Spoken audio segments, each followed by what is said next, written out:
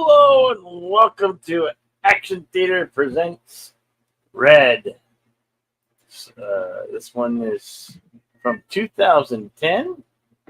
It is a action comedy directed by Robert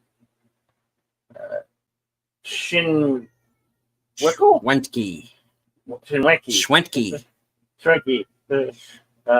Starring Bruce Willis and Morgan Freeman, John Malkovich, Helen Mirren, Carl Urban, Mary Louise Parker as Sarah, Brian Cox as Ivan, Gillian McCann, Rebecca Pagan, and Ernest Borgnine and James Vernier. And also Richard Dreyfuss. This one's a fun film, guys. If you guys miss this one, you're in for a really treat. This one, before our friend Bruce Willis, Mr. McClane himself, diehard, when he still had the ability to speak. But this one's a really fun film. If you haven't seen it, it's audience score and Rotten Tomato score just about the same at 72 fresh for both audience and Rotten Tomato certified critics. What would you like to say, Deleted, about this film? It's a story of a group of retired spies who are kind of forced back into action when an enemy from their past stirs up some trouble. They are all listed as red, which is explained in the movie is retired extremely dangerous. So they get to prove they are exactly that. This was based on a comic book, some of the artwork of which you can see in my avatar. And this is kind of one of the better comic adaptations. Yep. And the link. Have you sung your... No, Josh Street. No, or there's none of that. And thank you, Connie, for she puts in her 7-month member chat saying thank you for what you do. Well, thank you for being a supporter of mine and Deleted channels for so long. You are a rock star, Connie. Thank you very much. Indeed. And that screen room's pinned right here. It should be pinned at both of our chats for you to watch along. Indeed. And this film's very fast paced and then does not drag at all. It's a good fun film. And along with Connie and Josh Street, I would also like to say hello to one of my channel members, JPRPH1, who's at the moment at work, and will catch up with us later on. All right.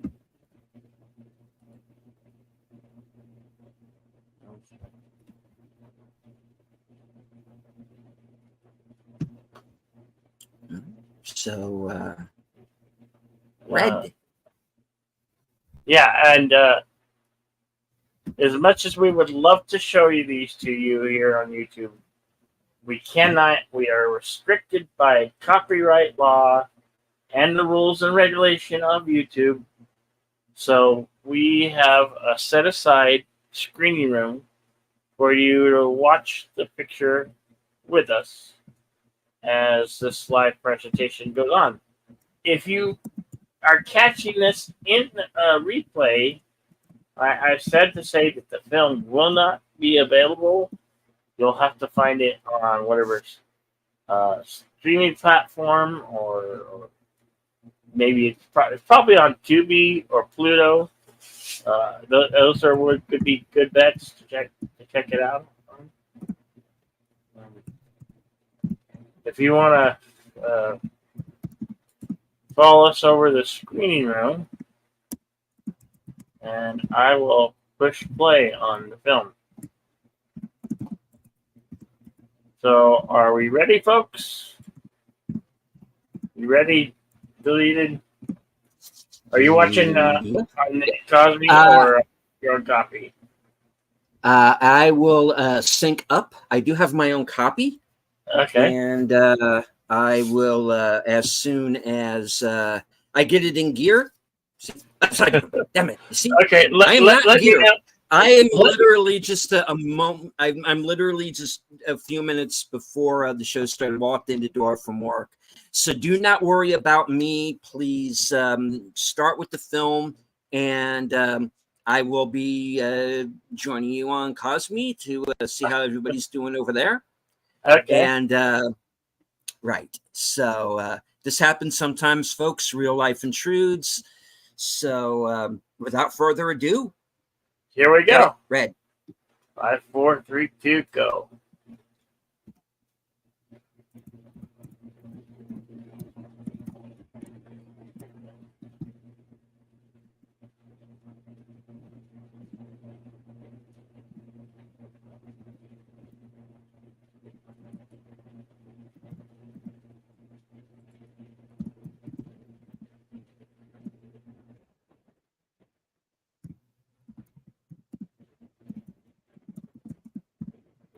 Summit Entertainment logo.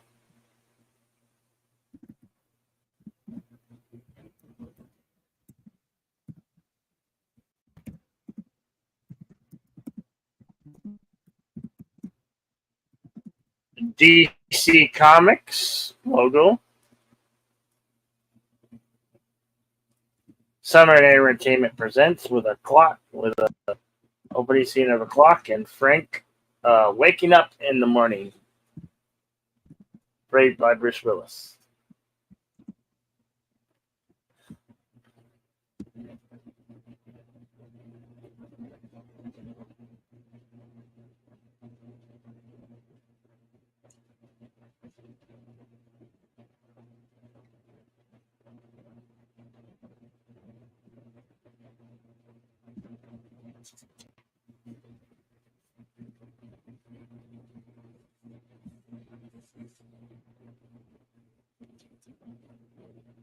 Taking his morning meds with a cup of coffee.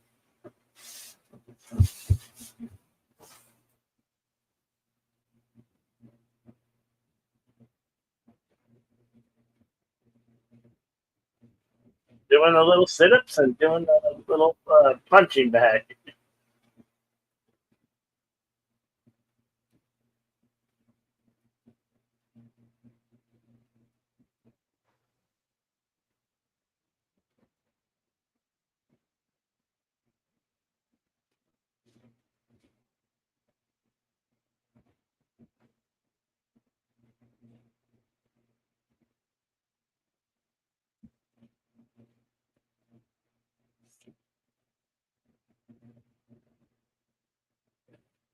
So he's calling into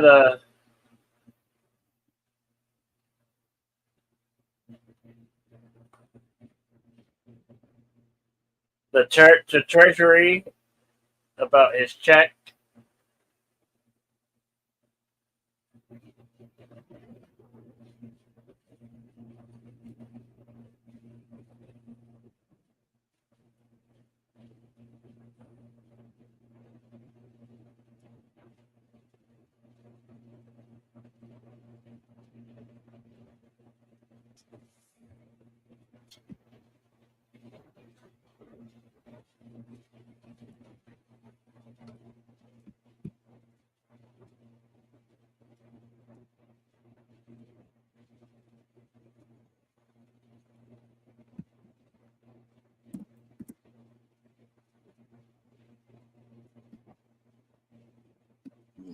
course,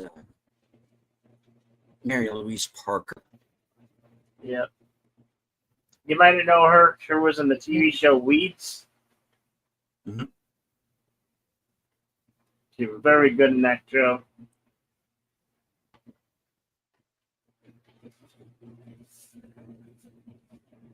And he's not really calling, to He's more or less, just to get the. He's more or less calling to talk to her, really. yeah.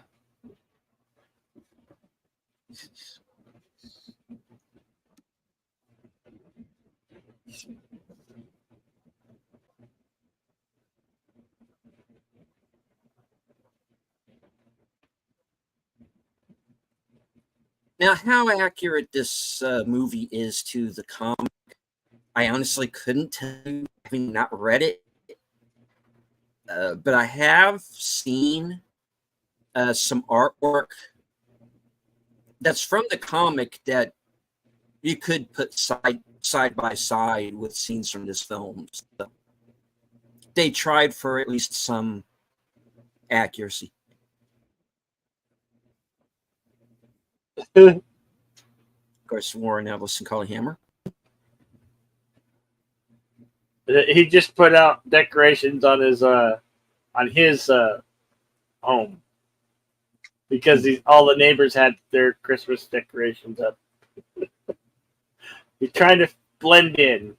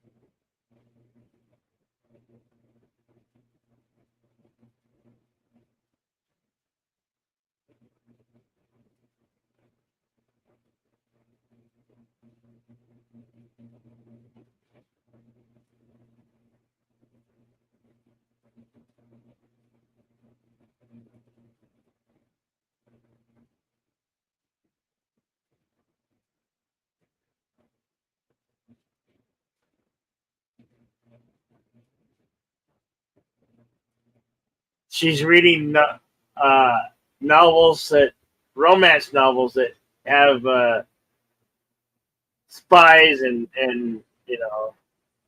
that in it. And now he's got him reading those same novels.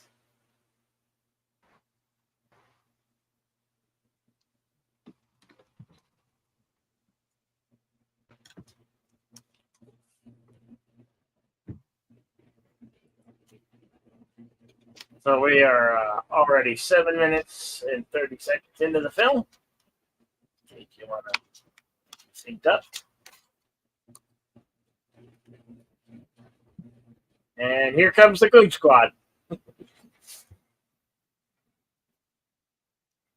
It's the Guild Blackout team, if you're a Venture Brothers fan.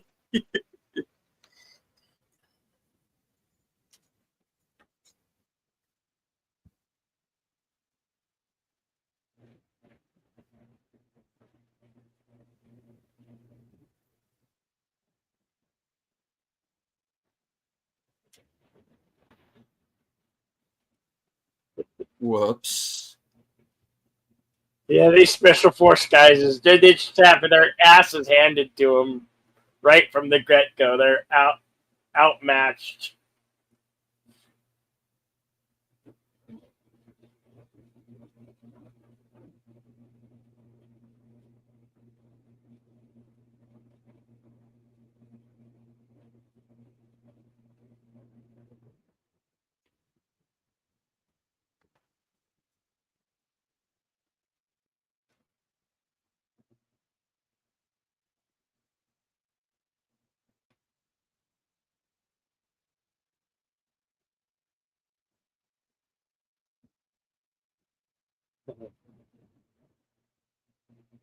He's got a John Wick hideaway Mhm. with a ammunition canister that got passports and guns.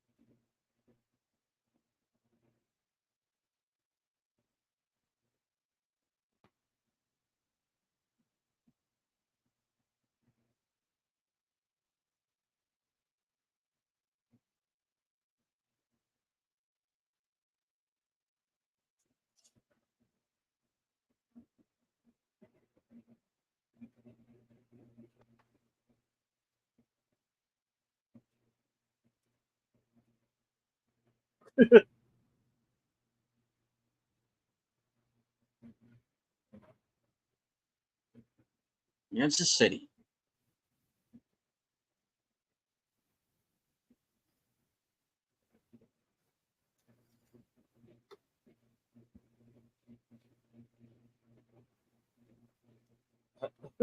But I bought you dinner. So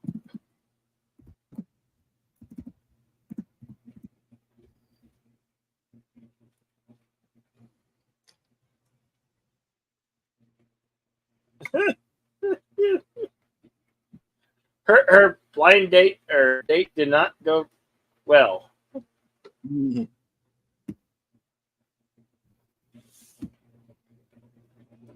And hello to a guest we haven't seen in a while. Akami. Good to see you.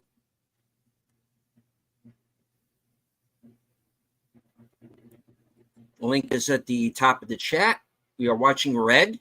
We're about 12 or so minutes in.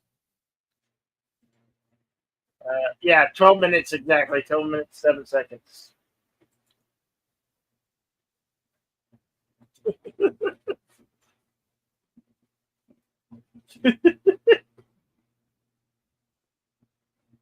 You packed it. Did you vacuum?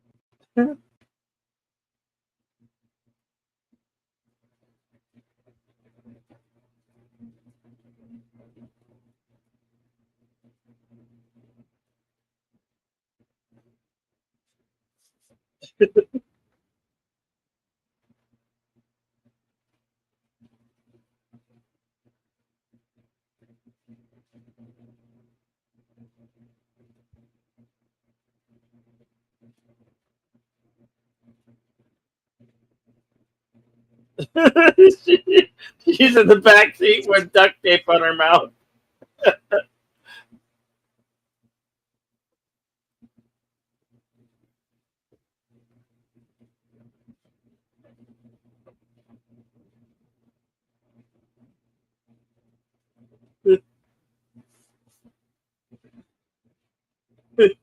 At this point, she's thinking he's completely insane, Yeah.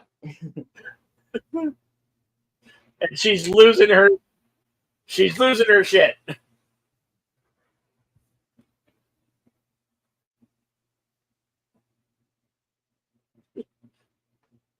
She said she's hungry for pizza. And of course, here's Carl Urban playing the agent that's being going to be sent after Bruce and his team.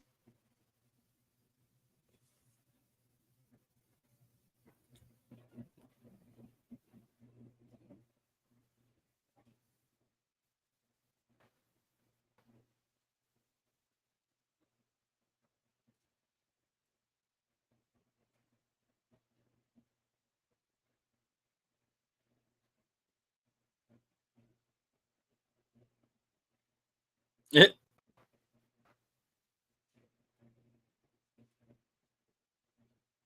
ooh.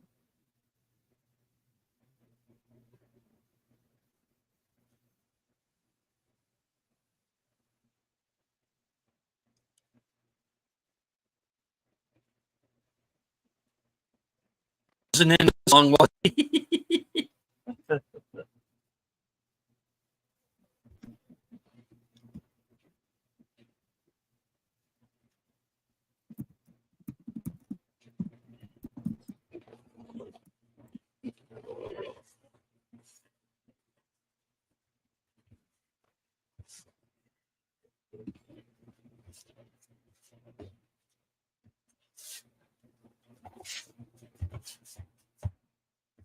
And hello, long time no see words and pictures.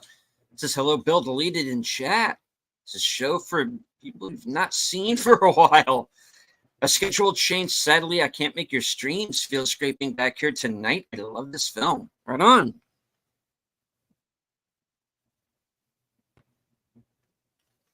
Of course, remember to hit the like, share out the stream, let everybody know that we are, in fact, on live. And we are at, by my count, 16 minutes and 20 seconds.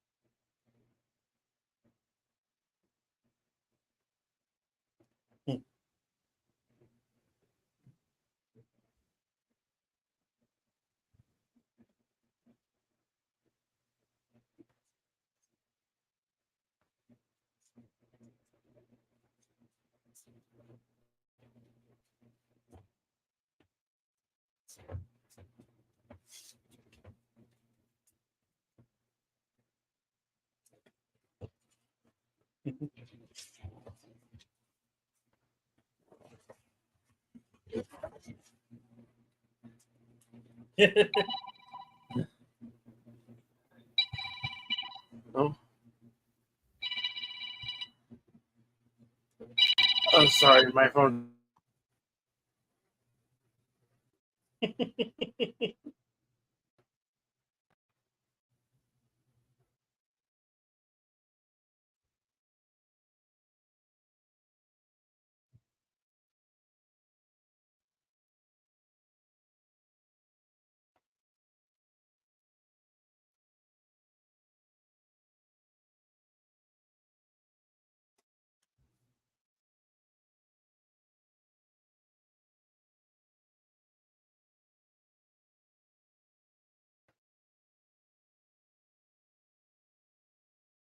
Yeah, I'd say.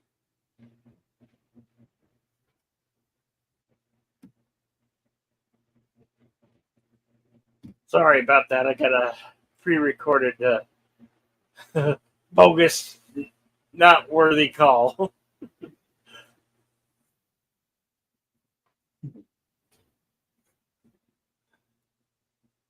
course, he's got all their trigger fingers in his envelope there.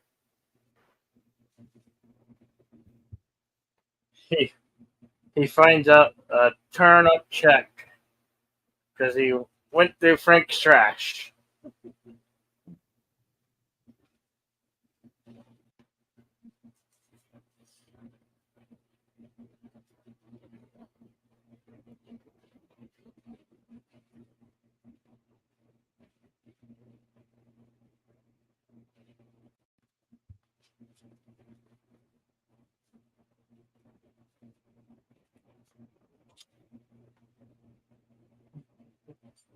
Stephanie Chan, I think, wasn't really a medium. She was a more or less social media person.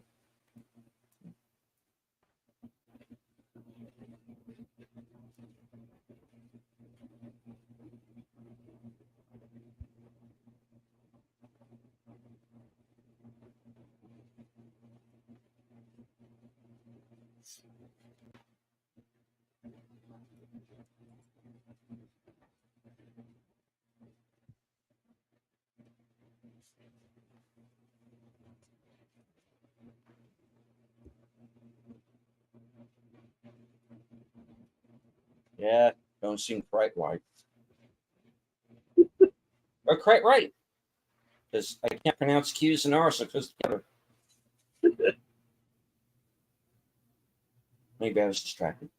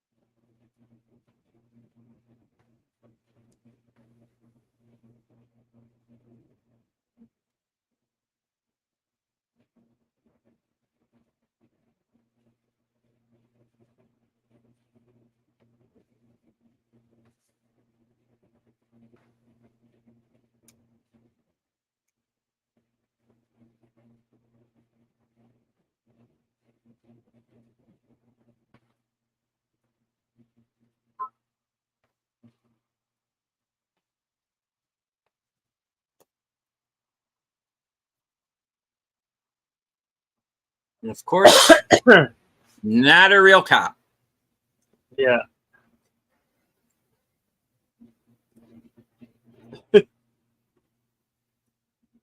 I may vomit.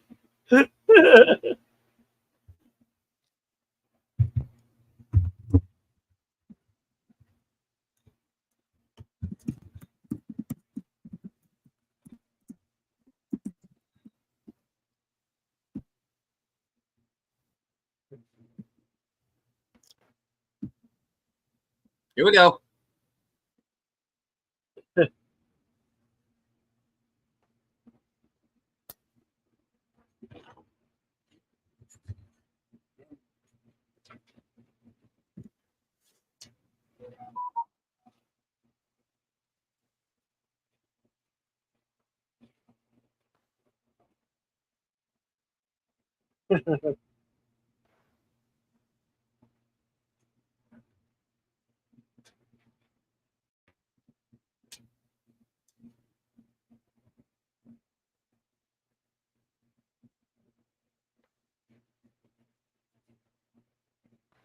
We now return to hard target, already in progress.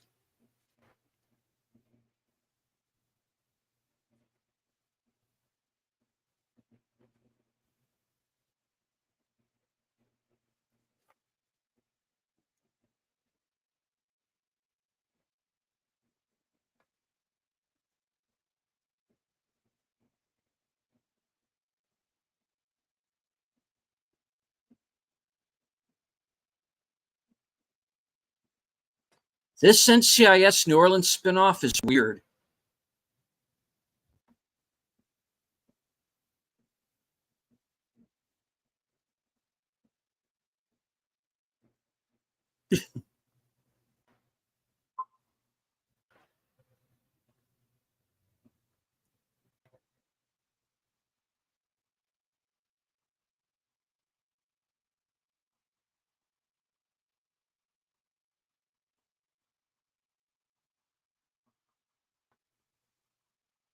Mhm.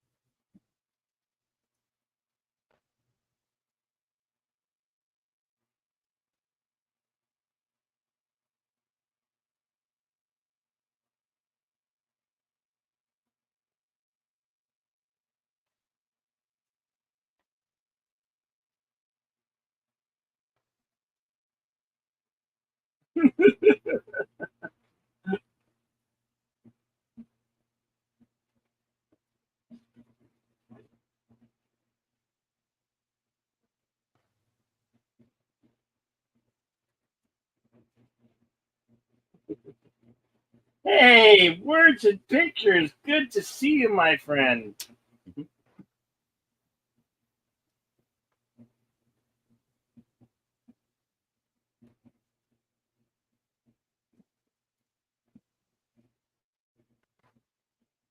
Oh, words and pictures. You know, that's okay. I understand, man. But it is really good to see you here today. I'm happy you could join us for even if it's just a little bit. And he says, "I love this film." Mhm. Yeah, it's a good one.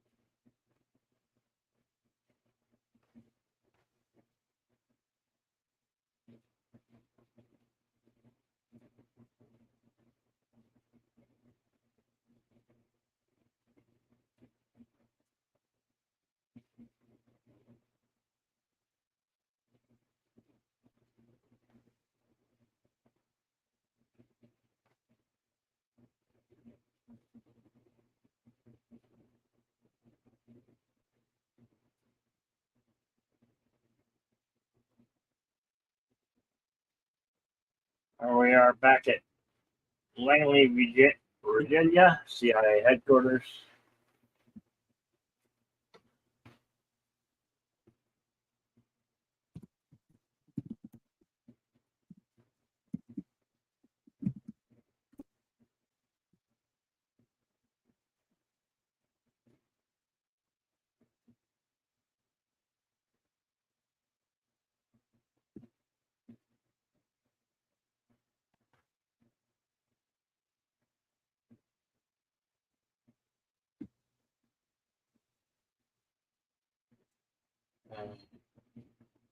Here we meet Ernest Borgnine's character, Director Borgnine. Cooper.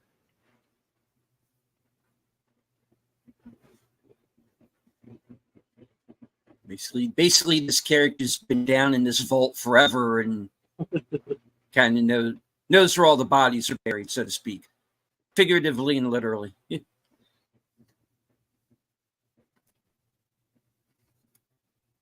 Like a 10,000 page book. Yeah.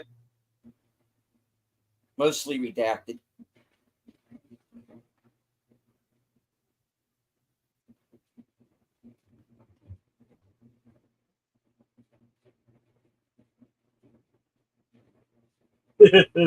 Hell, he toppled governments.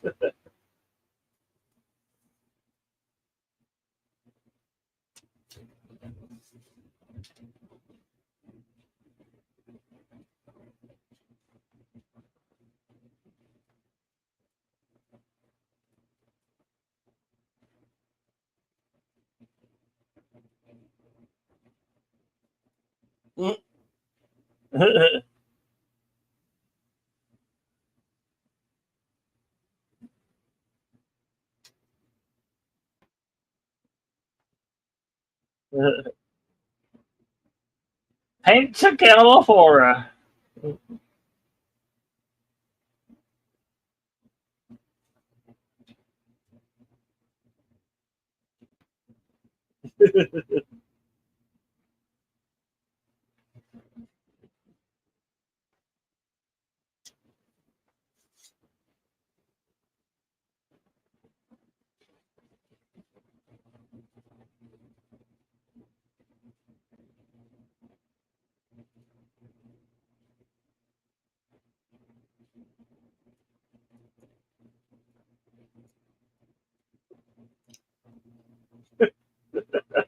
All we need is a banjo.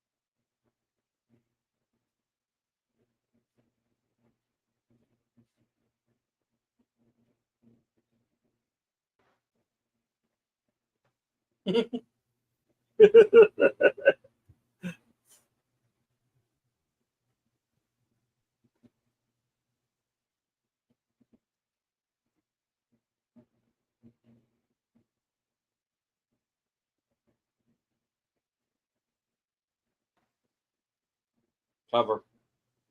Decoy.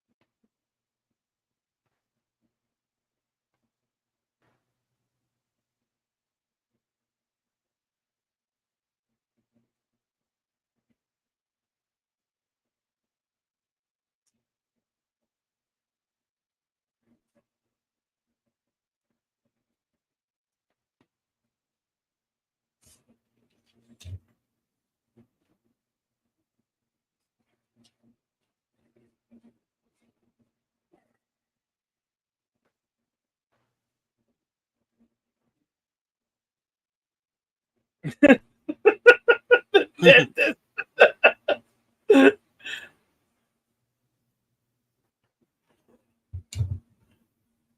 I love John Malkovich in this. He's so great. Yeah, he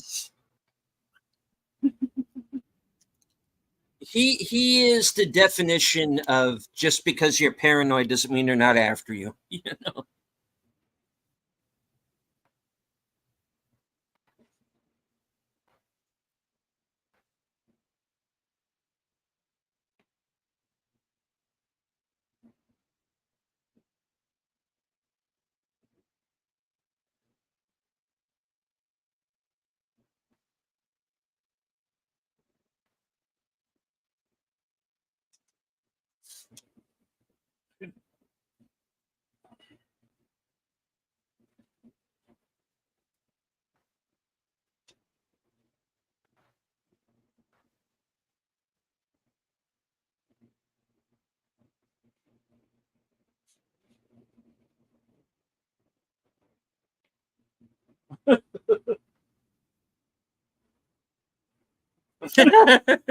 Good answer. Yeah.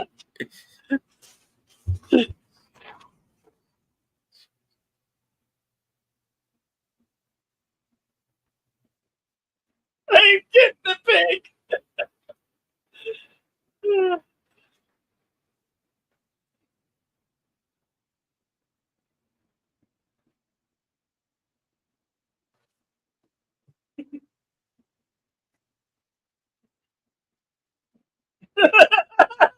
I know. Great place up the road. Lots of alligators.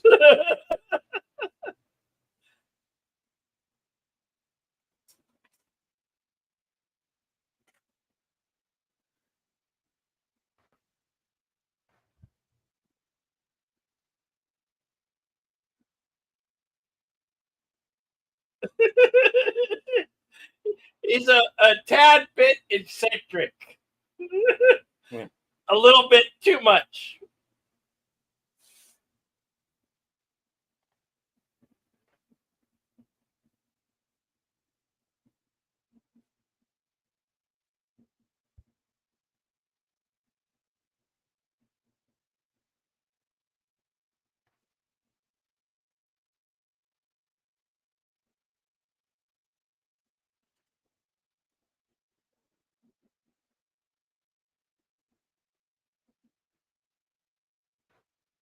Mhm.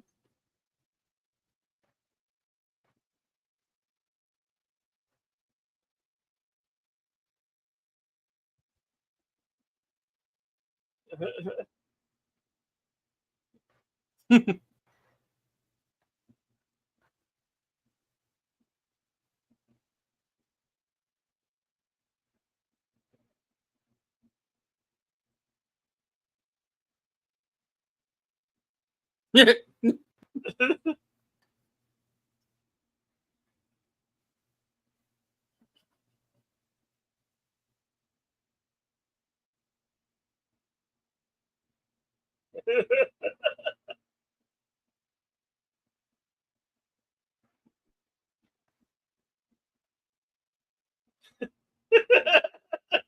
a car. Try not to kill anybody.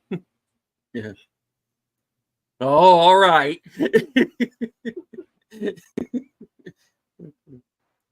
Nice pick. Oh boy.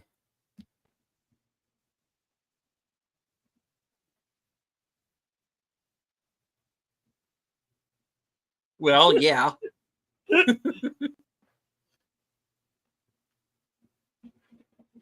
James Remar, of course, who, of course, Dexter, 48 Hours. The Warriors. Yeah. And it was almost an Aliens. He was almost Hicks. And actually, there's a couple of scenes in that movie where it actually is him.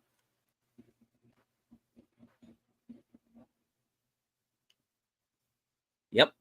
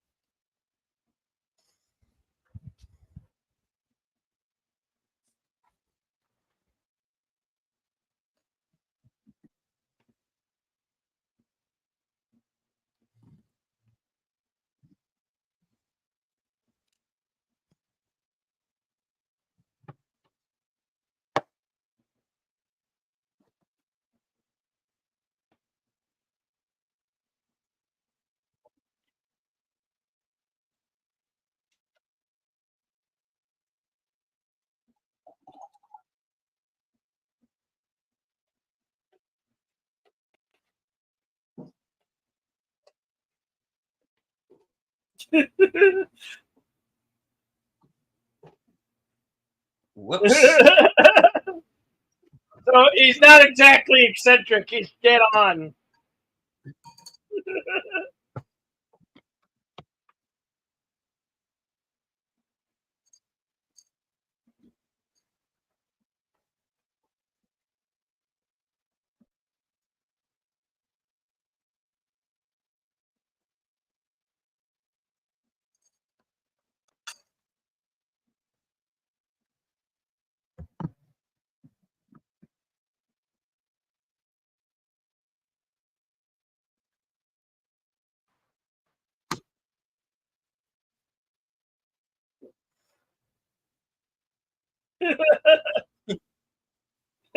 Oh yeah.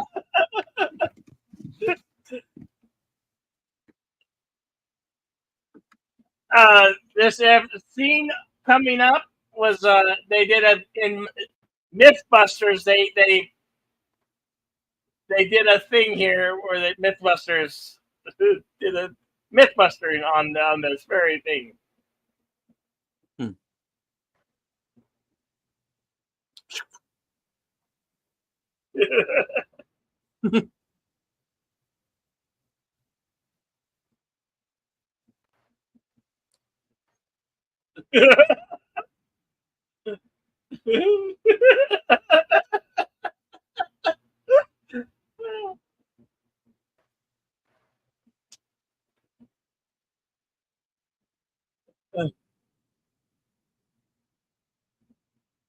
It's 44 Magnum versus RPG.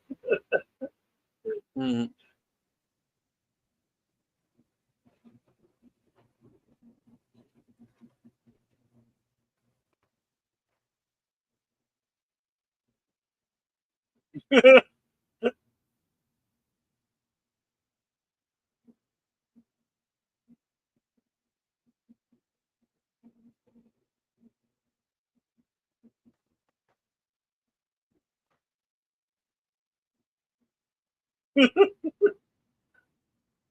I love this scene. It's so outlandish.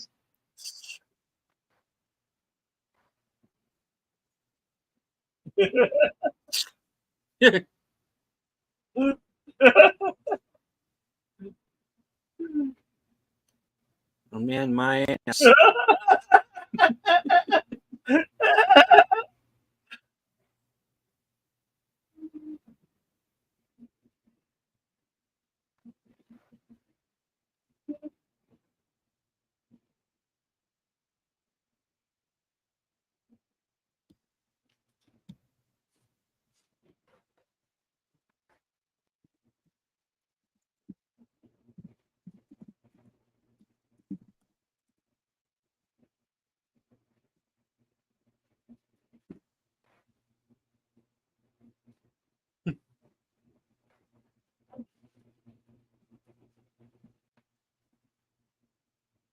Yes, yes, we're detectives. Indeed.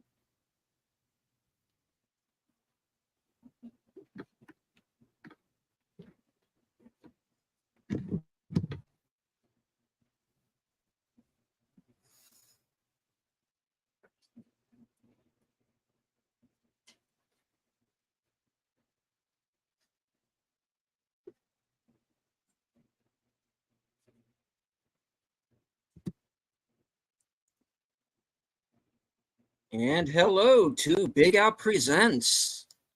Hello, Big Al.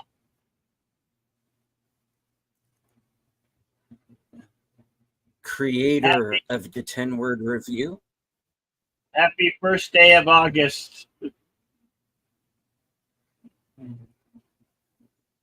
I'll be joining Al tomorrow night for Films with Friends.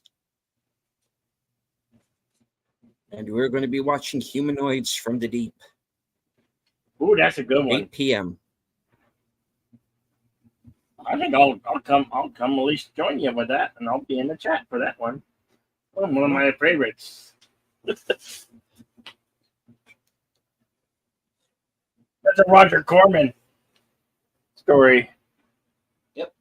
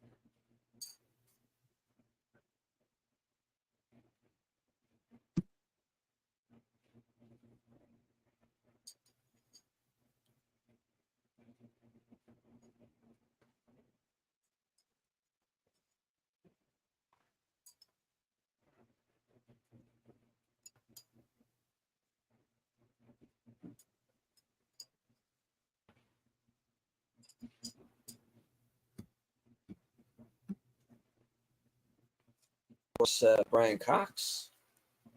Most recently of the Succession, the Bourne films, and of course was the original Hannibal Lecter.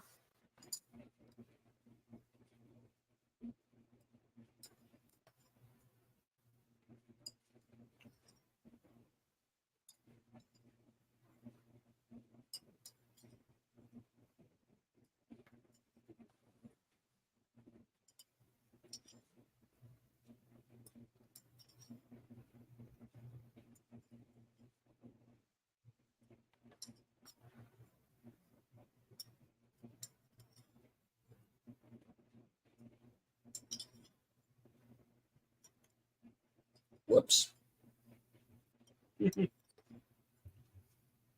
spadania. Interesting.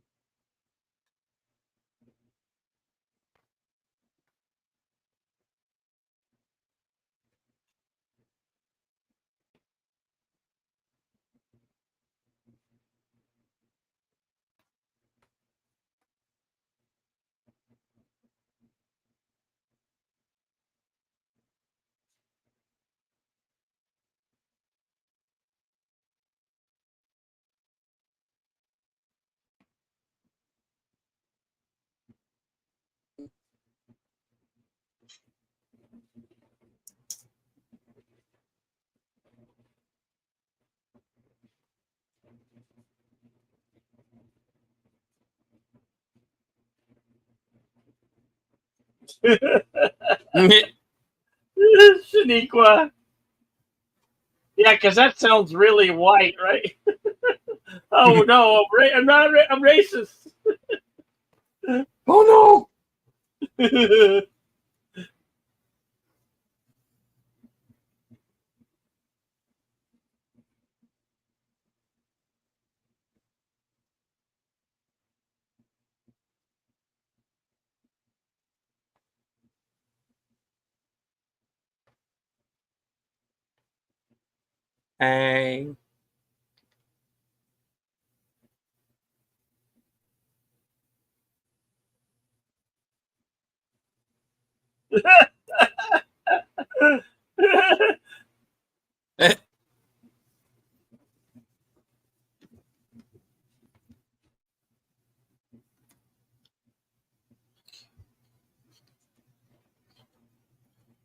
You never put a dirty contact lens in your eye.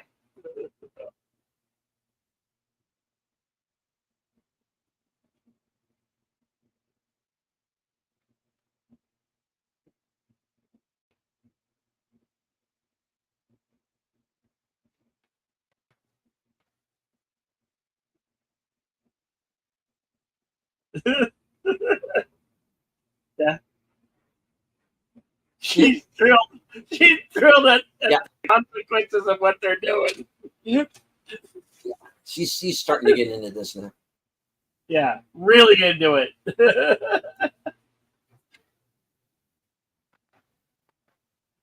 This is the most action and exciting thing she's ever experienced in her life.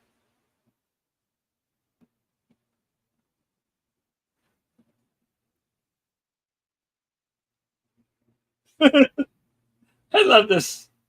He goes right through the drywall.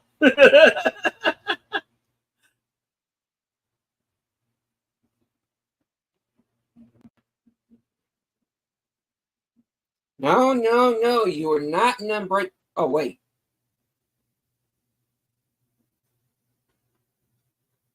Mm,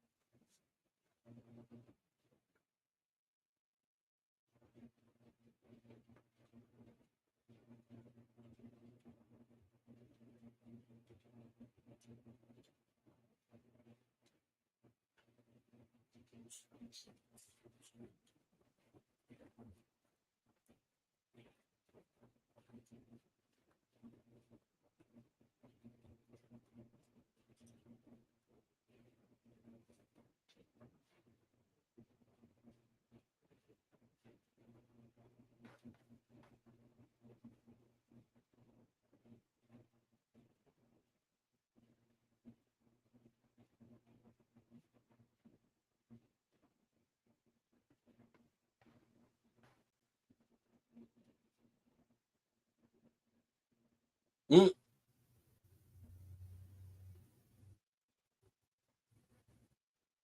Here we go.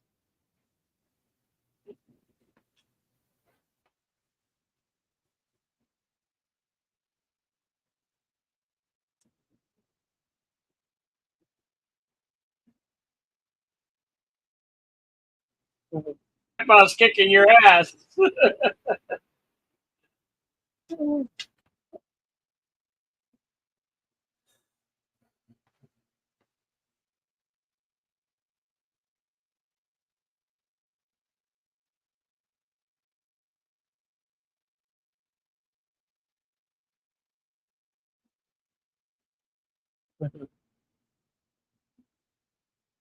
Hello, Tim.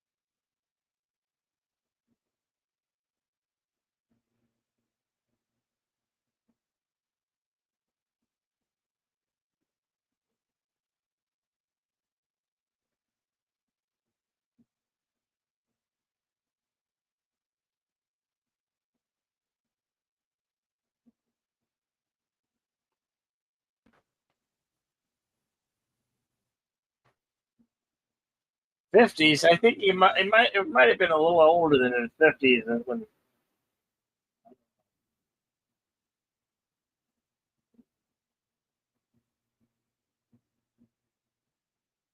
was 14 years ago.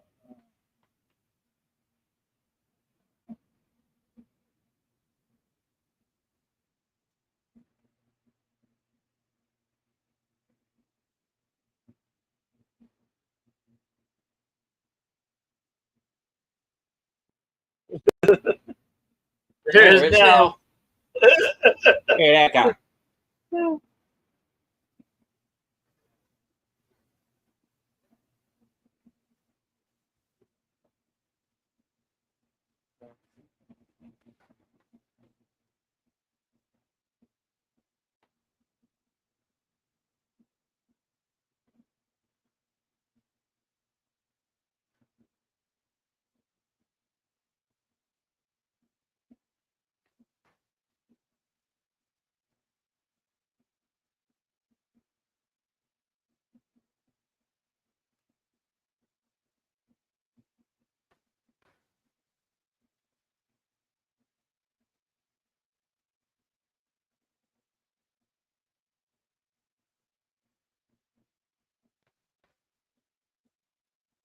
Whoops. Ah. There's still something wrong with this guy's head.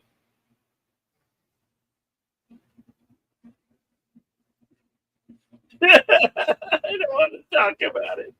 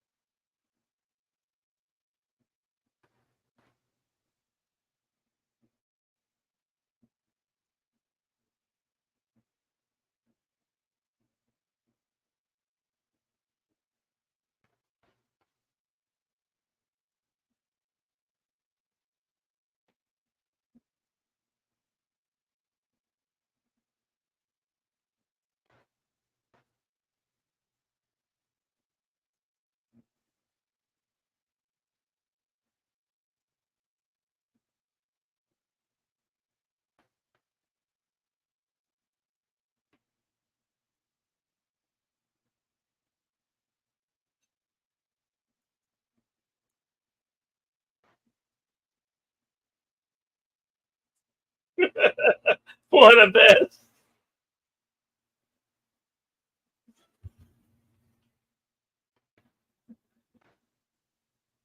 We're at 58 minutes, 42 seconds.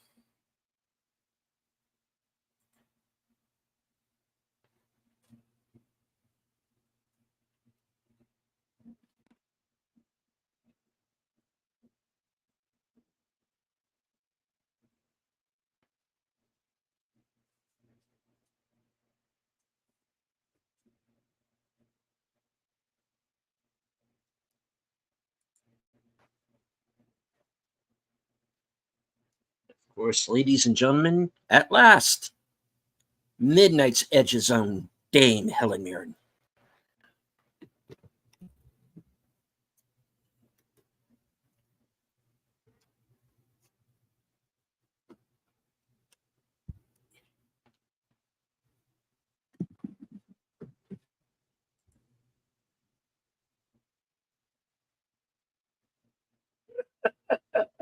Tell Marvin to Marvin's in the bush.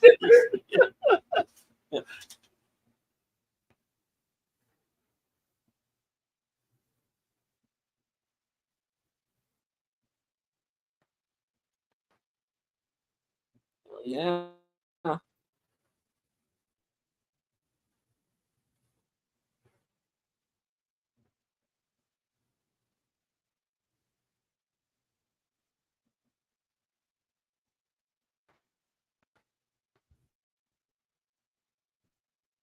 Mhm.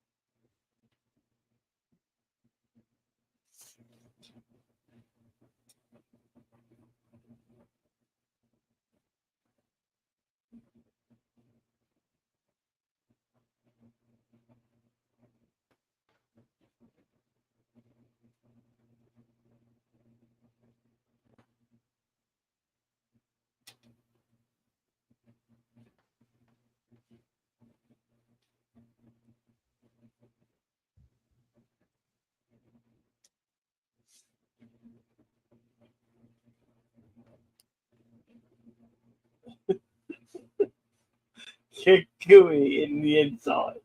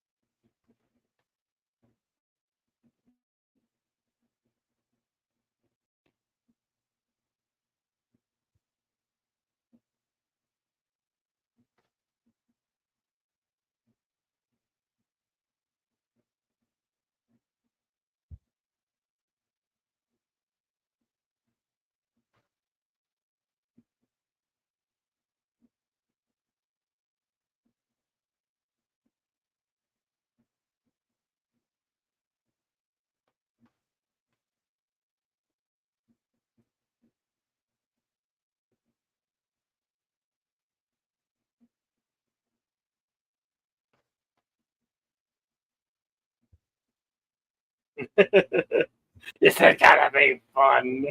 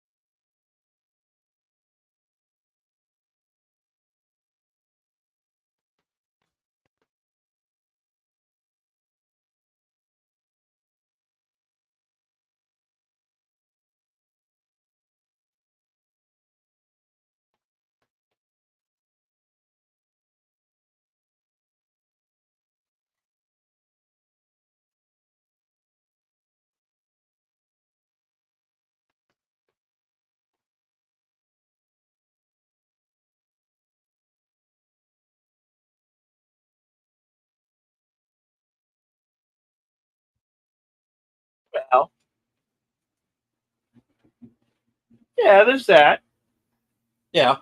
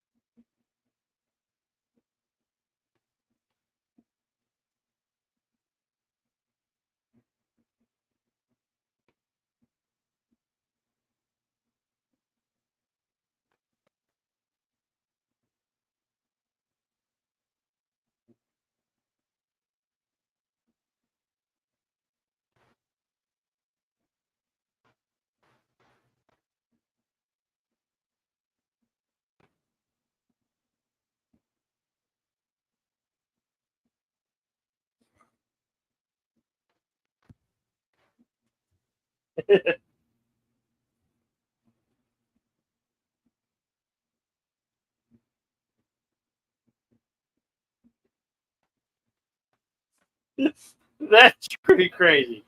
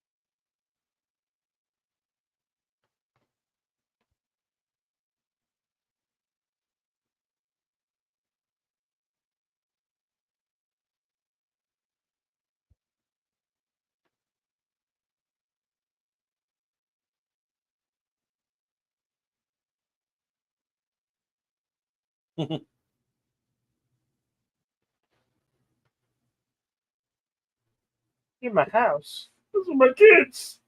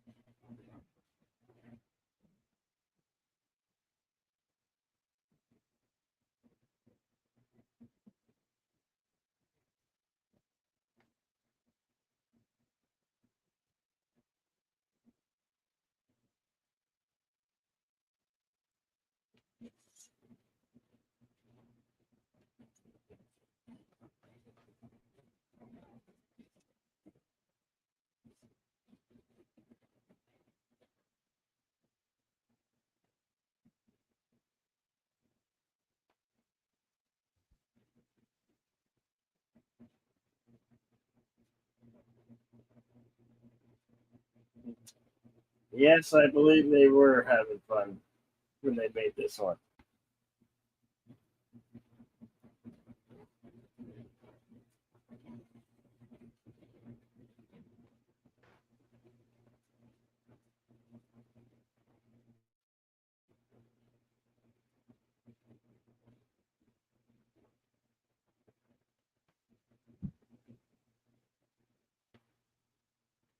Howdy, Curtis.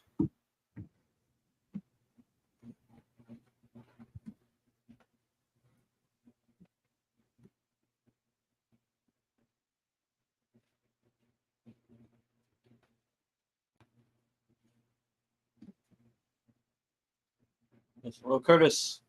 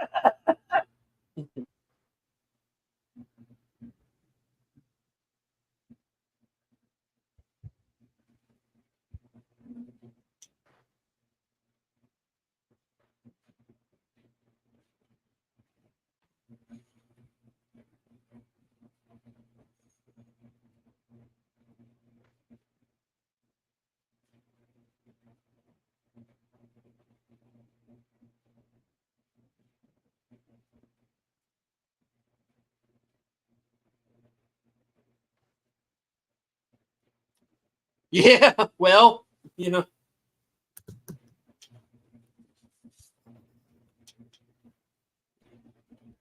Seeing as they were recently flummoxed by a 20-year-old and all.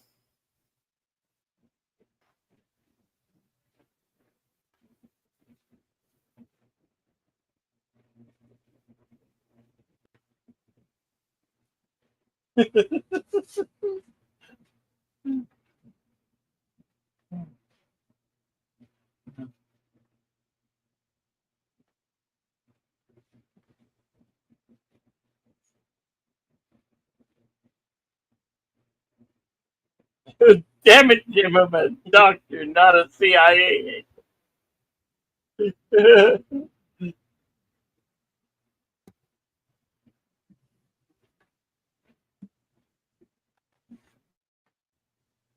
We now return to Jackie Brown, already in progress.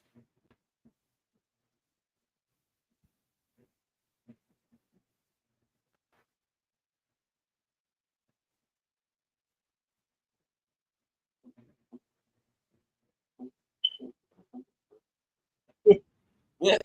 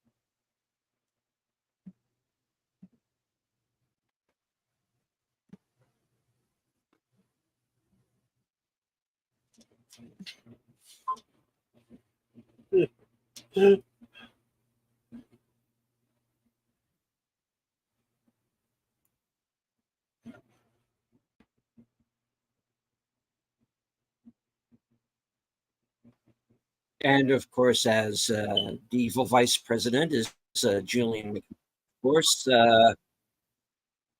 was Doctor Doom in the Fox Fantastic Four films, Yep. and of course, Nip Tuck, Charmed.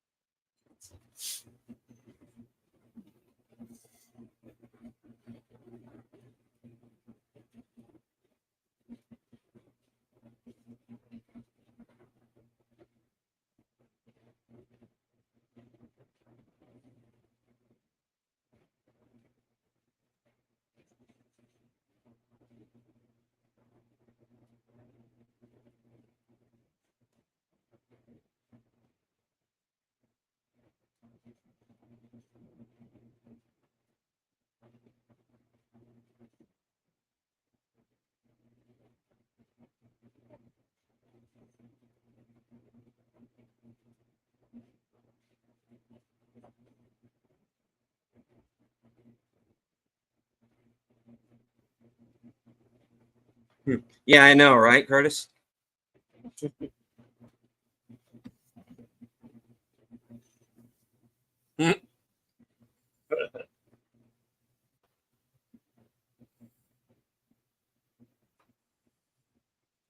Yeah.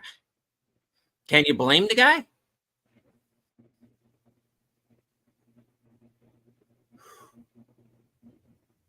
Hmm.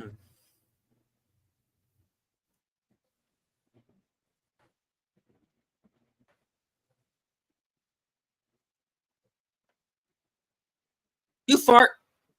Sorry, no, I'm sorry.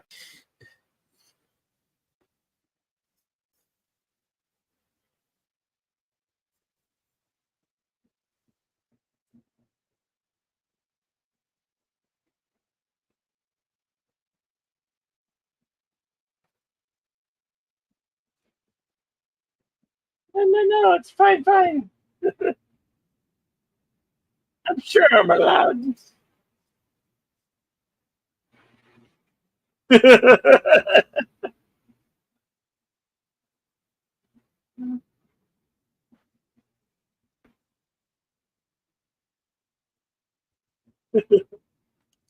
a combat boots on.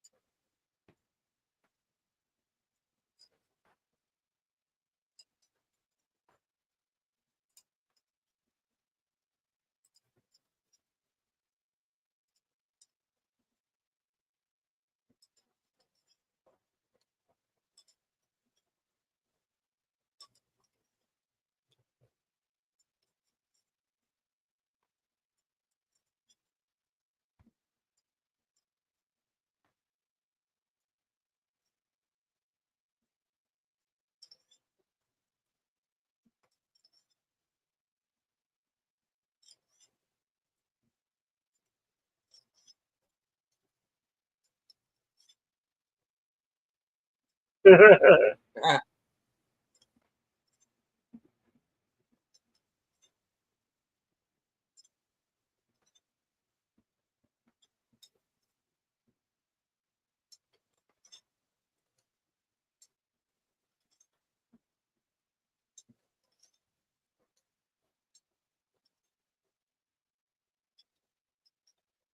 Yeah.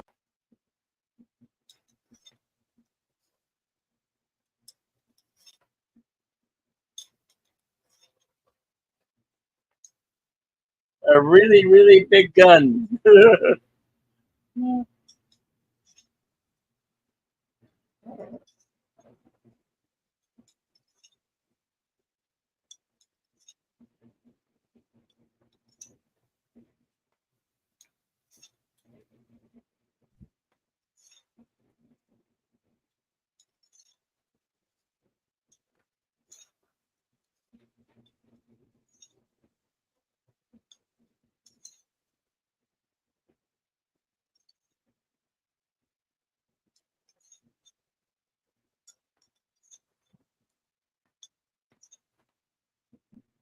Boom.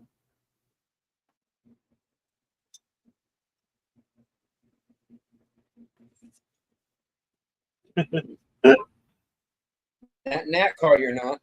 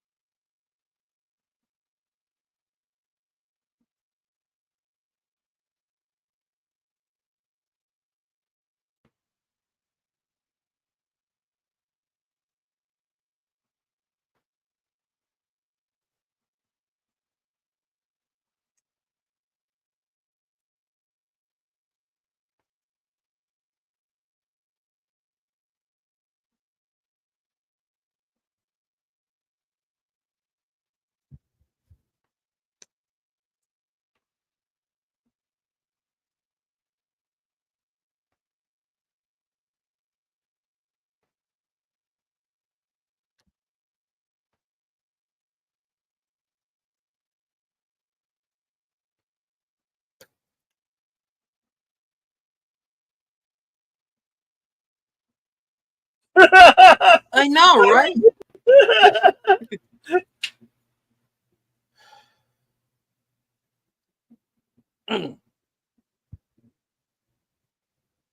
Gee, I wonder if he was talking about today or 10, 14 years ago.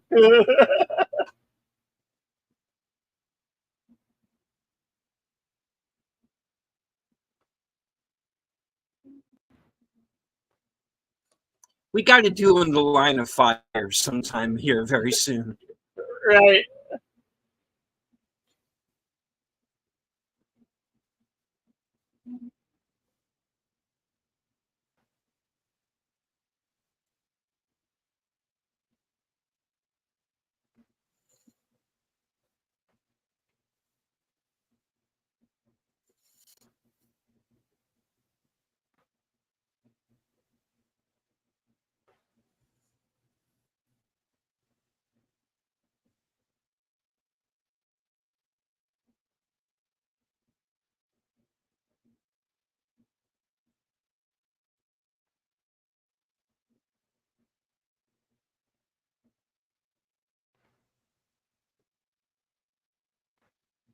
And the guy playing the head Secret Service agent here, you might remember him from Shooter, the 2011 Thing, and the Sci-Fi Channel Van Helsing series.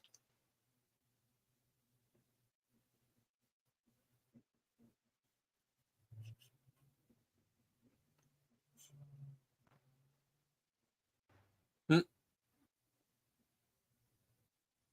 Yeah.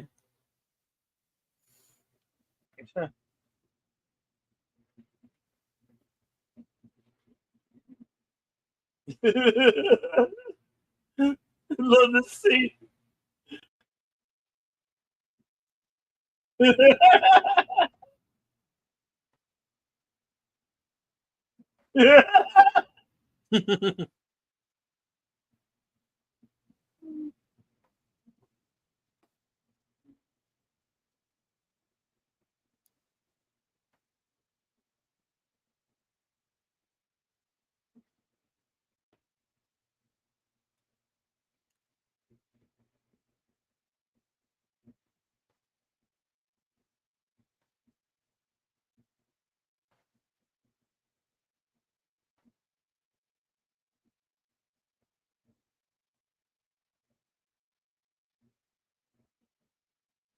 You're about to find out. Yep.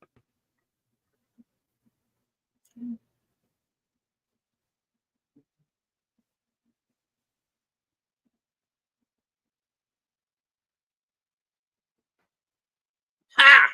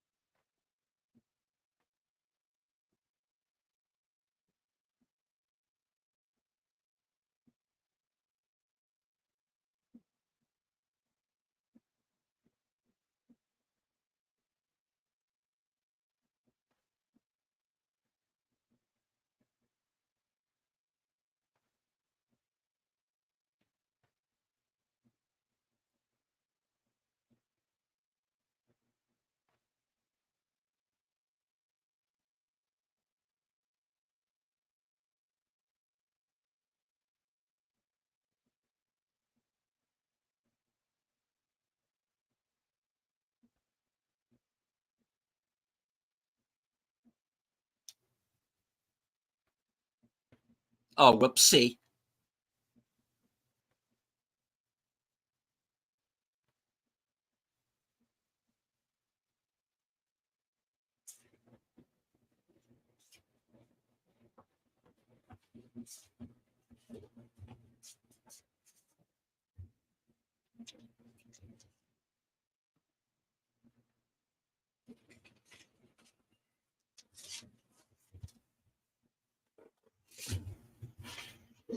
Yep.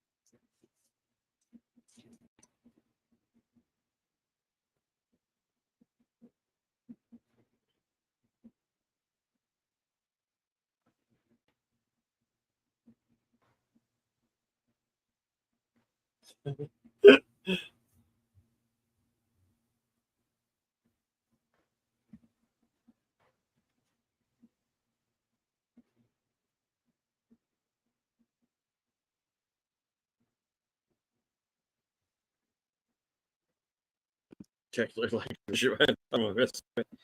Anyone in the chat is for those of you who are following along on Cosme is our pictures of the Royal York Hotel.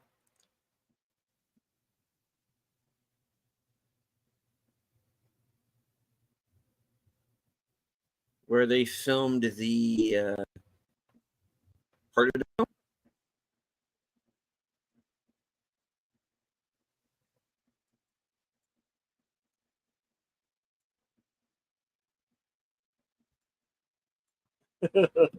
Grandpa.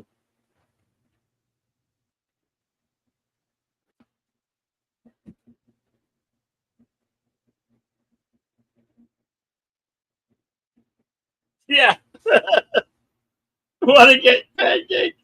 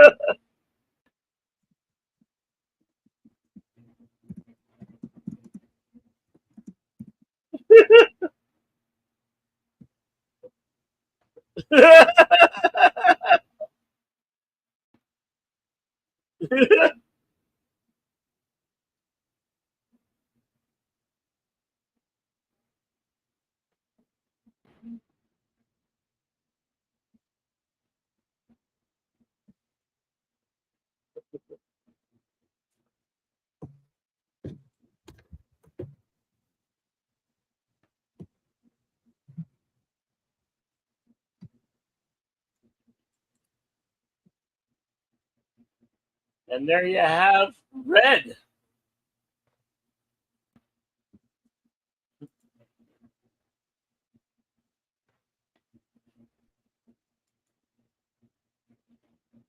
Yeah, it was one of the really good ones, Akame. Yeah. Oh boy.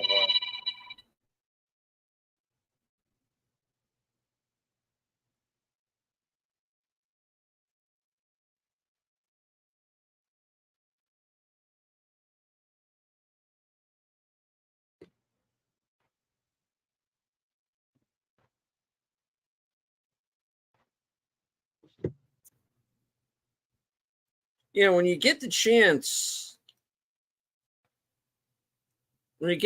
Curtis, go back and see it from the beginning and catch the sequels, which I'm sure we're going to be doing at some point down the line.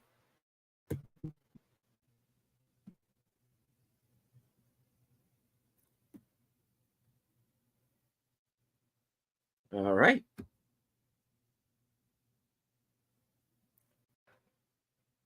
Shall we consult the scrolls?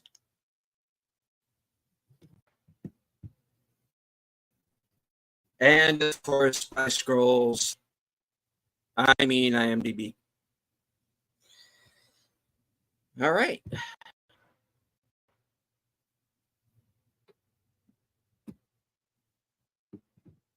Wait for it to boot up here. All right. Red was released October 15th, 2010, at an estimated budget of $58 million, going on to gross $199 million worldwide.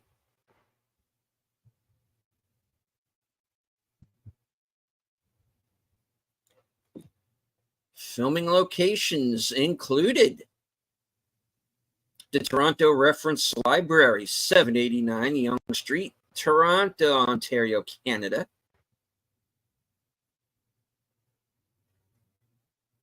For the library scene, the Capri Hotel, 2424 Tulane Avenue, New Orleans, Louisiana. Unfortunately, it has since been demolished. Question from the chat: have we done The Hunt for Red October? Yes.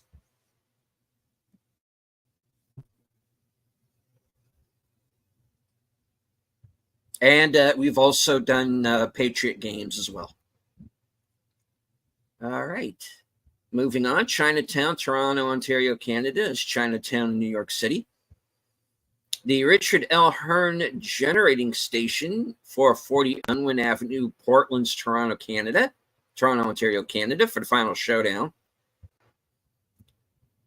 One King West, Toronto, Ontario, Canada. Niagara-on-the-Lake, Ontario, Canada for the Eagles Nest home and outdoor shots. There's Lines Avenue and Royal Street, French Quarter, New Orleans, Louisiana, where the police arrest Cooper. 39 Robert Woodhead, North York, Toronto, Ontario, Canada, for the opening scene, Frank's house. 39 Lawndale Drive, Parma Heights, Ohio, which of course was demolished in the film. Are we going to do Red 2? I'm sure that we will, Connie. Yeah, that's one I'm looking forward to now. Yeah. Okay. Oakville, Tudor Avenue, Canadian Forces Housing, Toronto, Ontario, Canada. Which is the home where Frank is attacked during the Christmas scene. St. Vincent's Guest House, 1507 Magazine Street, New Orleans, Louisiana, is the Green Springs Rest Home. 2 Church Street on Toronto, Ontario, Canada, for the parking garage chase scene. Brampton and Cambridge, both in Ontario, Canada. Conti Street and North Peter Street, French Quarter, New Orleans. Quixton Park, Cambridge, Ontario, Canada, as Alexander Dunning's mansion, the exterior anyway. France Road and France Road Parkway, New Orleans, Louisiana. Harahan, Louisiana. Mississauga, Ontario, Canada. New Orleans, Louisiana, of course. And, of course, Toronto, Ontario, Canada. Studio City, Toronto. 915 Lakeshore Boulevard East, Ontario, Canada. Okay. Moving on to the trivia. John C. Reilly was originally cast as Marvin, but he had to drop out. During filming in Toronto, the police received several phone calls about gunfire from local residents who mistook the movie's gunshot effects for the real thing. Meryl Streep was considered for the role of Victoria. Wow. The business jet shown in the movie is a Dassault Falcon 900EX, registration number N900EX, is used by this was a corporate number. It was canceled after the aircraft was sold to a client.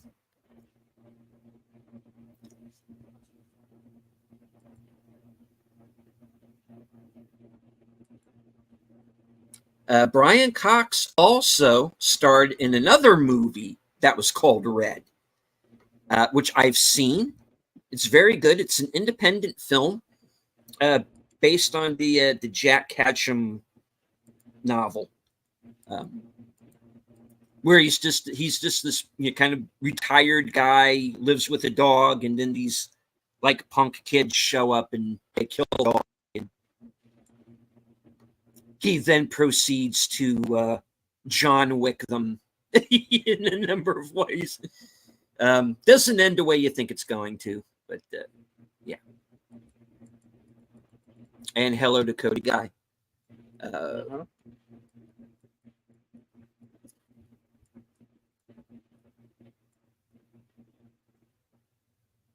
All right. Brian Cox and Dame Helen Mirren play a Russian and a British spy, respectively. In real life, their ancestry is reversed. Brian Cox is Scottish, and Mirren, though born in England, has Russian ancestry. The film was shipped to theaters under the code name Cooper. In the scene where Victoria is removing the bullet from Frank's arm, you can see a bottle of Sobieski's vodka from Poland, which is promoted by Willis. The black limousine driven by Ivan is a Soviet-era GAZ M14 Chalka. Okay. Hold on. Jumped on me. Give me a moment. Joe's fake African dictator character is driven in a Mercedes 600 Pullman limousine, a favorite of world leaders, including many developing world or communist regime dictators, such as Nicolae Ceausescu, Joseph Broz Tito, Fidel Castro, Pol Pot, for Leonid Brezhnev, Kim Il-sung, basically fucking everybody. Fernando Marcos, sorry. Yeah. Basically all the greatest hits of communist dictators. All right. In Bulgaria, this movie was distributed under the title BSP, Brezhny Strasny Pensy, which means Furious, Frightful Pensioners. But BSP is also a mock title referring to the abbreviation of the Bulgarian Socialist Party. Its political color is red, and its voters were mainly elder and retired people, just like the Reds.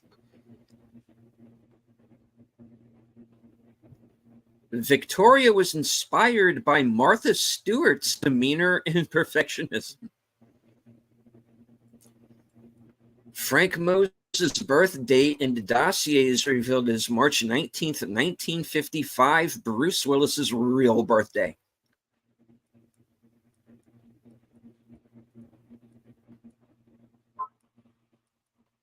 Bruce Willis and Julian McMahon have been engaged to model and actress Brooke Burns.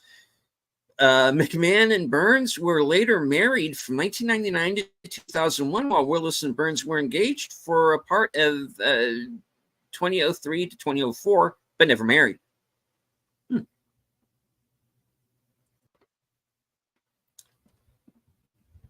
Hold on.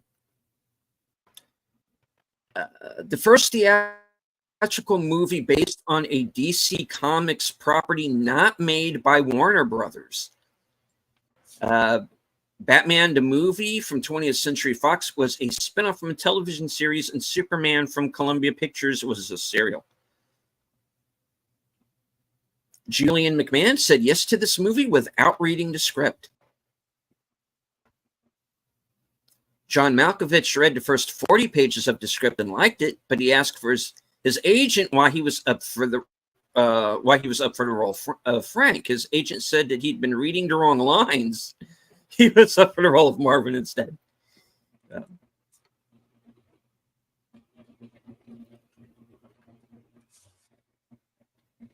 Carl Urban nicked Bruce Willis with the cup he throws at him in their fight scene because he threw it faster than Willis expected. You can see the slight look of surprise on Willis's face in the scene. The purse Victoria used as a weapon was Dame Helen Mirren's own purse. It was given to her as a gift from Giorgio Armani. Since it went so well with the dress she was wearing, the purse was part of the script. She asked if she could use it. The producer said yes. When Frank digs up the safe box, the top passport is from South Africa. The wet team that tries to kill Frank are South African. Frank tells two different people, you should go now. In The Bourne Supremacy, Carl Urban played a Russian and Brian Cox played an American. In this movie, this is reversed, with Cox playing the Russian and Urban playing the American. However, neither of these two actors hail from either of these countries. Cox, as we said, hails from Scotland, and Carl Urban is from New Zealand. Victoria gets into Vice President Stanton's event with an invitation apparently bearing a pseudonym. An early draft of the script indicates that the line originally had the name as Mrs. Smith. But in the scene that was shot, the woman at the entrance addresses her as Mrs. Brown. After the death of her husband, Britain's Queen Victoria was said to have become romantically involved with one of her servants, and slanderous rumors circulated that she had even been secretly married to him. His name was John Brown, thus those spreading the rumor derided Victoria as Mrs. Brown. And if you want to know a little bit about that story, see the movie Mrs. Brown, starring Judi Dench and Billy Connolly. It's actually not a bad movie. The CIA operative posing as a police officer is named Endicott. Former CIA agent Robert Baer, who served as a consultant for this movie, was initially given the undercover name Endicott when he became a CIA agent. You know this from his book, See No Evil. And the character George Clooney plays in Suriana is supposed to be partially based on him.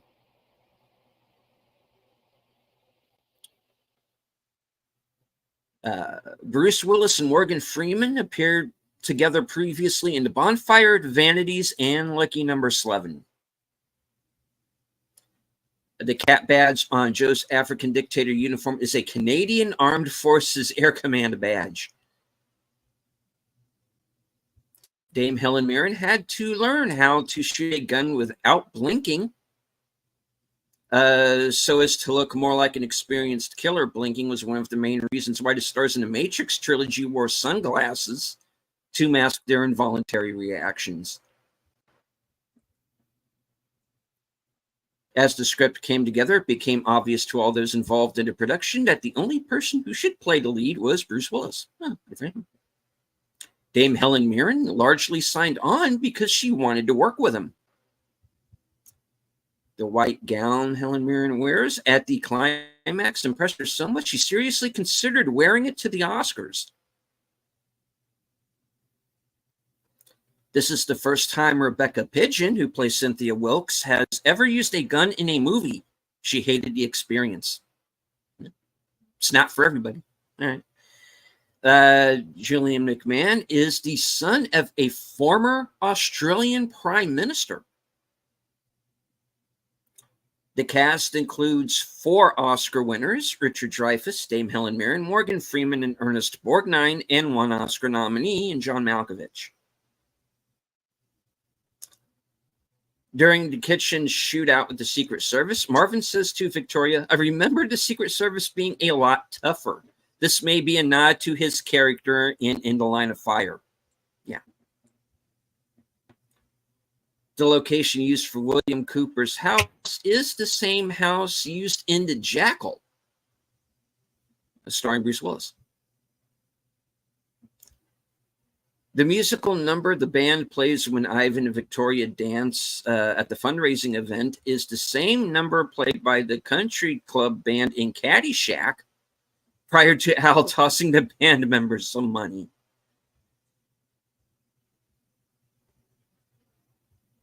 Ivan calls Victoria Zaychik Moya, which means my bunny in Russian. Okay. Love's Savage Secret, the title of the terrible, awful romance novel that Sarah is reading and loving, could be a composite of 2 romantic fiction novels written by Joan Wilder, Kathleen Turner's character in Romancing the Stone. Love's Wicked Kiss, and A Savage Secret. Brian Cox and Morgan Freeman appeared together previously in Chain Reaction and Kiss the Girls. They also share the same birthday, June 1st. Oh. Ivan is the Russian SVR resident, the Russian equivalent of the CIA station chief.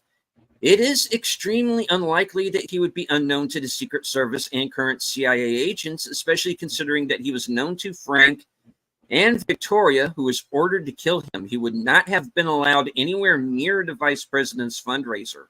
However, this is a fictional story based on a comic book, so anything is possible. When Frank first meets Sarah in her house, he tells her she's in danger because they know he likes her and because they know he's been talking to her. Yet later, when Cooper is talking to headquarters, he says he made 22 calls to pension services, and that didn't stand out to you?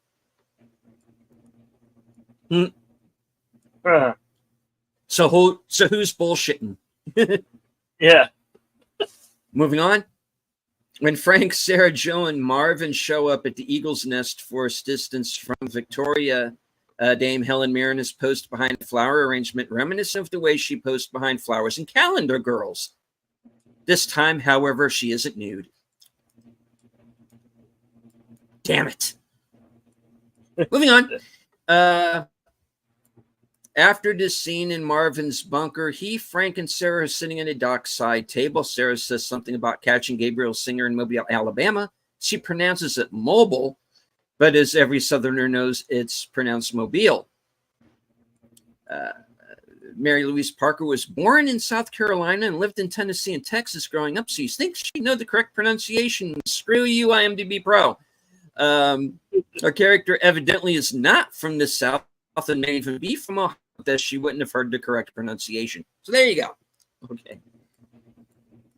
On the accompanying official score album, all 20 cues on the track list by composer Christoph Beck are impressively titled to fit the acronym RED, just like the title of the movie. Rotating enforcement device, regular easygoing dudes, rehash every detail, etc. Here's the movie I was talking about. Red starred Brian Cox as a man desperately seeking the teenagers who killed his beloved dog, named Red, for absolutely no reason at all. It gets messy, folks.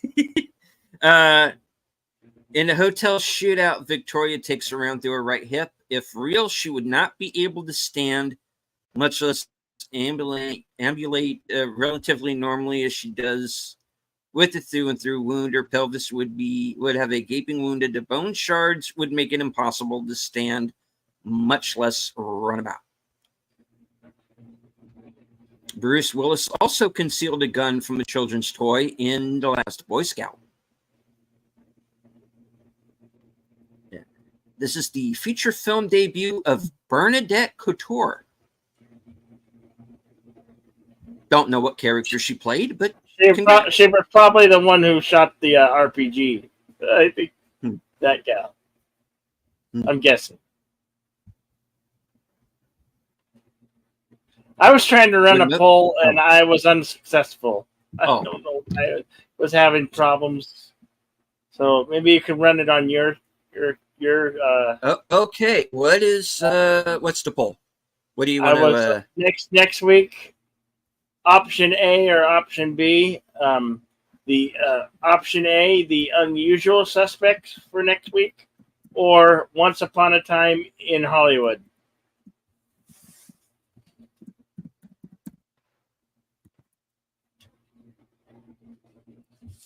That way I can vote too.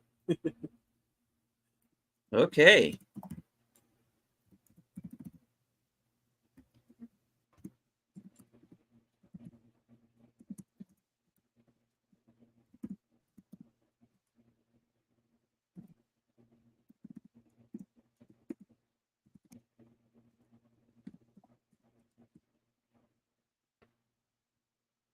All right, folks. So in my chat, the poll is up. The Usual Suspects or Once Upon a Time in Hollywood? All right. As the poll is going on, let me finish up here with the trivia from IMDb Pro.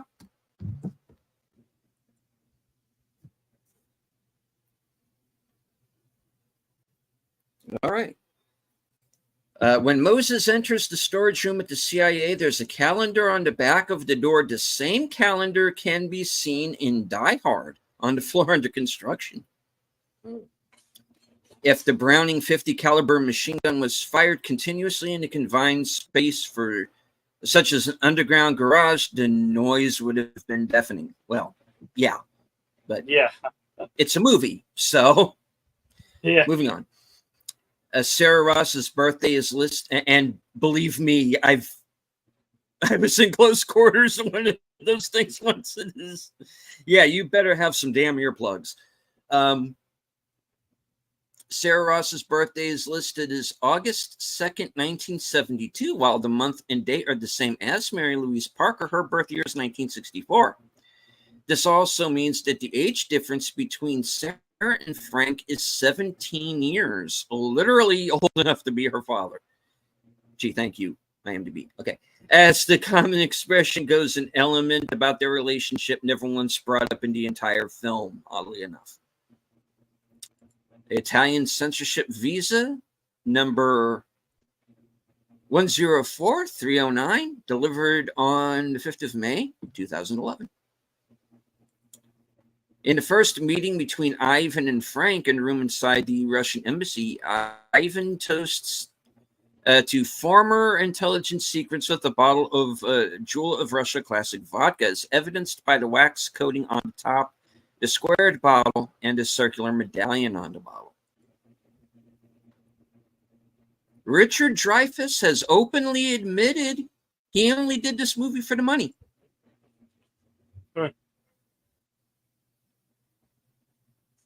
I don't find anything wrong with that. That's fine. You do something well, find someone who will pay you to do it. Yeah. All right. Yeah. All right. A lot of actors do a lot of movies for money, for the money. All right. Got bills to pay, right? Ernest Borgnine was 93 when he did this movie. Wow. I don't know if this is bullshit or not, but I'm going to read it off anyway. Just because it's weird. John Malkovich's name is actually pronounced Milkovich. Okay. All right. During the fight at the CIA between Moses and Cooper, Moses grabs Cooper's CIA pass card. It happens so fast that the movie viewer could miss it. Cooper goes to use the card and figures out that Frank took it. The scene quickly moves to Frank using the card to get through a door. Later, when Cooper goes to his home to check on his family, he finds the pass card and the infamous list of people targeted to be killed, along with the Guatemala file. As Sarah begins to come around from being drugged by a police officer and rescued by Frank, and they are approaching the New York City, Dr. My Eyes by Jackson Browne can be heard on the radio. And in constant rotation on Spotify. Did I mention constant rotation? Allow me to restate that. When Cooper starts to realize he is not getting the real truth about who Frank Moses really is, he's sent to a presumably unknown secret basement room. There he is told by the records keeper, played by Ernest Borgnine, about Frank Moses and what an amazing Black Ops CIA operative he had been. He tells Cooper that some thumbsucker labeled him red, retired, extremely dangerous. A thumbsucker is someone who is pathetic and lousy at something. The term can also refer to an adult who whines at trivial things and is childish. Okay. And that is it for the trivia from IMDb Pro.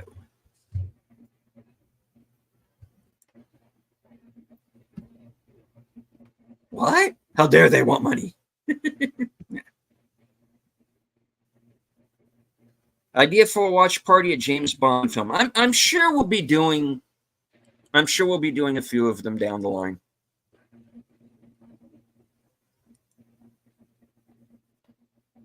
Why can't I? I don't know. I don't know why I can't start this poll. How's your poll doing? All right, the poll. All right, right now, we have Once Upon a Time in Hollywood at 57%, and The Usual Suspects 43%. So, have we declared one winner? Which one's got the most?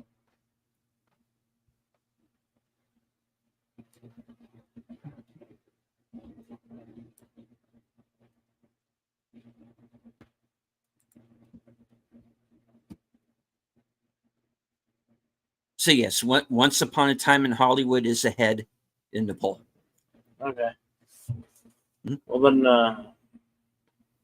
we got 7 people viewing it. Looks like. So I think we're 9 now. Yes, everybody's everyone has not yet voted apparently. So please go over to cast your votes on my chat, since Bill's StreamYard is not allowing him to do a poll for whatever reason. Yeah, we'll get I've that done fixed. it twice. But, I've done it twice, and I can't get. No, that's the first time I've ever seen that happen. That's weird. Okay. All right. So I think because I'm saying I have using 6, but like, geez, I just want 2 options here, and I know this is, one title is longer than the other, but geez. All right. So we'll leave that poll open for a few more minutes. To give everybody a chance to come on over to my channel and vote. Yeah, we're gonna be doing some karaoke on Saturday night, and be doing Western cinema with Robert Duvall in Wild Horses and James Franco. Wild Horses. That'll be on our Western cinema. Right on. But go ahead. It could be a dud. It could be a dud, but we're gonna try it out. We're gonna give it a chance. We're going to give it. We're going to give it a look. Yeah, we've been hearing some very mixed things about the film, but we're going to give it our honest opinion, and we're going to watch it beginning to end, and we'll see. Did the critics sleep on this movie, or not? We'll see. Yeah. All right. And all right, that gets on over to me. Tomorrow night, I am going to be joining Big Al Presents over on his channel for Films with Friends, and we're going to be watching Humanoids from the Deep from 1980, Roger Corman film. Also, let's see. Like Bill said, Western Cinema Presents on Sunday at 4 p.m. Wild Horses, and of course, join me for my show Unscripted at 8 p.m. Topic at the moment to be determined, and I'll have to come up with one by tonight because I'm supposed to announce what's going to be. I have a few ideas. It might be one of those shows where I have a few different topics, but we'll see. There's a certain group of individuals that were brought up during this film that I might have a few choice words for. So,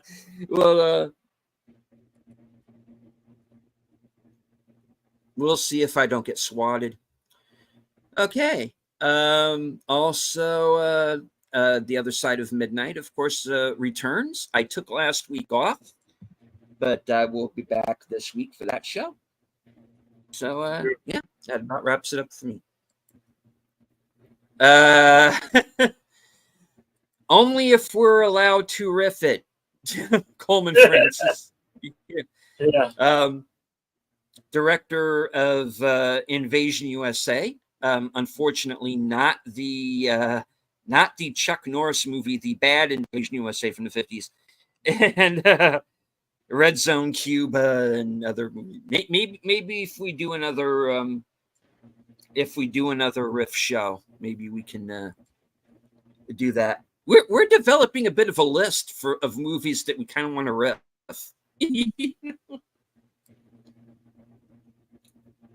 Anyway, I think you're thinking Neil Breen. Neil Breen and James Nyan. Stop it, chat. No. Why do you want us to die so badly? All right. All right. Where'd the phone go? Because I can't see it on your channel. I'm looking for it. I can't even see it. It's there. Or it should be. It's still 57% to 43% in favor of Once Upon a Time in Hollywood. So I think, yeah. Okay. All right. Once upon a time in Hollywood. All right. Next week's film. Cool. So thank you to everybody who voted. Okay. Getting fact checked here. No, the 1950s Invasion USA was directed by Alfred E. Green. Okay. I thought Coleman Francis was involved with that film. Because I know Red Zone Cuba is his, but I'm pretty sure Mystery Science Theater did another movie of his, and I thought that was an Invasion USA. Okay. All right, I'm wrong. No big deal. With music by Albert Hudson. Okay, cool. All right. Chat, thank you once again for yes, thank you. Joining us for the show. Tim, Curtis, Connie, Tim. I said Tim already, didn't I? All right. Yeah. Cody, Hakami, and Words and Pictures. Welcome back. It was great seeing you. All right. Of course, Big Al Presents was with us earlier. Don't know if he's still here. I know he has a rather busy schedule. He may have had to dip out. JPRPH1. And thank you once again, Connie, for dropping the member chat over on Bill's side. All right. So, as you voted, Beast of Yucca Flats. Okay. I knew it was one of those. All right. All right. Well, per your vote in the poll next week, beginning at 4:30 p.m. Quentin Tarantino's Once Upon a Time in Hollywood. One of my personal favorite films of all time. So, yeah, I'm really glad. Usual Suspects is really good too. Yeah, but we'll do that one down the line. But yeah. And they want and they want to see Red 2. So we're Red 2 as well. We're pretty soon. We are. Mm-hmm. Yeah. So I was thinking is that we'll do we'll do next week's, and then we'll do the Once Upon a Time in Hollywood, and then we'll come back and we'll do Red 2 the following week. Cool. All right. So that's the next 2 weeks, folks. Yeah. Once Upon a Time in Hollywood, and then the week after will be the sequel to today's selection, Red 2. Yeah. All right.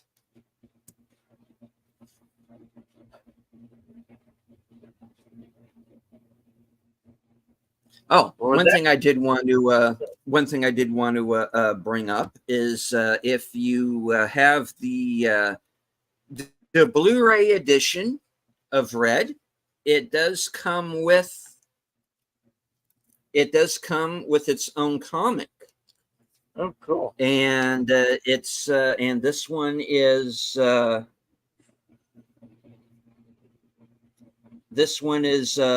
Marvin's origin story. So oh, lovely! You can check that out if you have the Blu-ray edition of the that looks great. Of the film. All right. Groovy. Yeah. All right. I guess without that being said, I'll say about closing. Thank you, everybody, for coming out and supporting us and joining us. With that, be excellent to each other. Always party on. And we'll be happy to see you on the next one. Take care, folks. Back to you, Julian. All right. And as I always say, thank you all once again for joining us here today. We'll be back next week. Same bat time, same bat channel for Quentin Tarantino's Once Upon a Time in Hollywood. From HQ and all points, north, south, east, west, and beyond, including our home office in Arizona. Good night. Take care. Stay strong. Be safe, because this is how we win.